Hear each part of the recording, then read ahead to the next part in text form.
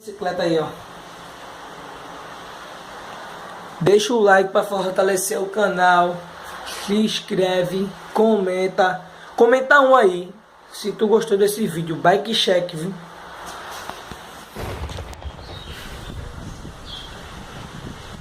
Salve, salve, Jairus do Grau. Tô aqui, vou fazer o bike check da minha bicicleta nova aí, ó. Esse guidão aqui é o Transis. Aqui a mesinha é Pro Max. Caixa de direção GIS-BR. Maneiro, Logan. Aqui é a roda VMAX, que eu tirei o adesivo original e coloquei isso daí. Aqui é o garfo do Grau Master.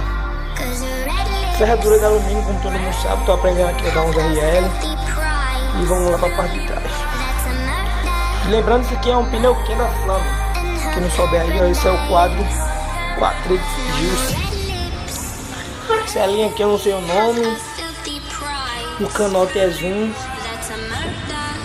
O pé de vela também não sei, o pedal. Aqui ó, o pneu vem mais, a roda vem mais. Esse pneu também é o mesmo da frente. Uma catraca também. Corrente vermelha só para dar o estilo na bike.